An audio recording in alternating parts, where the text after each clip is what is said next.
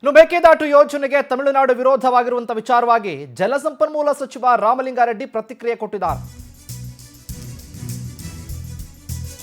ತಮಿಳುನಾಡು ಸರ್ಕಾರ ಖ್ಯಾತೆ ತೆಗಿತಾ ಇದೆಯಲ್ಲ, ಮೇಕೆದಾಟು ಯೋಜನೆಗೆ ಅಡ್ಡಿಪಡಿಸ್ತಾ ಇರುವಂತ ವಿಚಾರವಾಗಿ ಮಾತನಾಡಿದ್ದಾರೆ.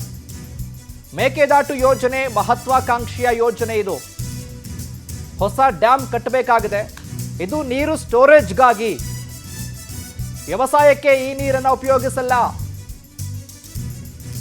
ಬೆಂಗಳೂರಲ್ಲಿ ಸಚಿವ ರಾಮಲಿಂಗಾರೆಡ್ಡಿ ಪ್ರತಿಕ್ರಿಯೆಯನ್ನು ಕೊಟ್ಟಿದ್ದಾರೆ. ಮೇಕೆದಾಟು ಯೋಜನೆಗೆ ತಮಿಳುನಾಡು ವಿರೋಧ ಮಾಡ್ತಾ ಇರುವಂಥ ವಿಚಾರವಾಗಿ ಮಾತನಾಡಿದ್ದಾರೆ.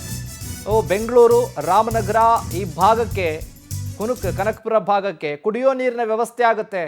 ಹಾಗಾಗಿ ಮಳೆಗಾಲದಲ್ಲಿ ಹೆಚ್ಚು ಶೇಖರಣೆ ಮಾಡ್ಕೊಳ್ಳೋದಕ್ಕೆ ಮಾತ್ರ ಡ್ಯಾಮ್ ಕಟ್ತಾ ಇದ್ದೀವಿ ನಾವು. ಇದರಿಂದ ಮೇಕೆದಾಟು ಯೋಜನೆ ಇದು ನಮ್ಮ ಮಹತ್ವಾಕಾಂಕ್ಷೆಯ ಯೋಜನೆ. ಇದು ಹೊಸ ಡ್ಯಾಮ್ ಕಟ್ಟಬೇಕು ಅಂತ. ಇದು ಬರೀ ಸ್ಟೋರೇಜ್ ಅಷ್ಟೇ.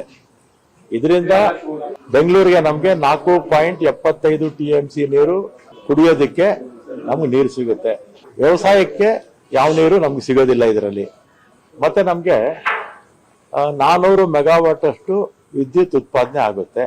ಮತ್ತೆ ಸಹಜವಾಗಿ 3-4 ವರ್ಷ 5 ವರ್ಷಕ್ಕೊಮ್ಮೆ ಮಳೆ ಕಡಿಮೆ ಆಗುತ್ತೆ. ಮಳೆ ಕಡಿಮೆ ಆದಂತ ಸಂದರ್ಭದಲ್ಲಿ ತಮಿಳುನಾಡಿಗೆ ನಾವು ಸೆಂಟ್ರಲ್ ಅವ್ರಿಗೇನು ಅಲೋಕೇಶನ್ ಆಗಿದೆಯಲ್ಲ, ನೀರಾಗಿದೆಯಲ್ಲ, ಅದನ್ನ ಮಂತ್ಲಿ ವೈಸ್ ಬಿಡಬೇಕು ಅಂತ ಇರುತ್ತೆ. ಮೇಕೆದಾಟು ಯೋಜನೆ ಇದು ನಮ್ಮ ಮಹತ್ವಾಕಾಂಕ್ಷೆಯ ಯೋಜನೆ.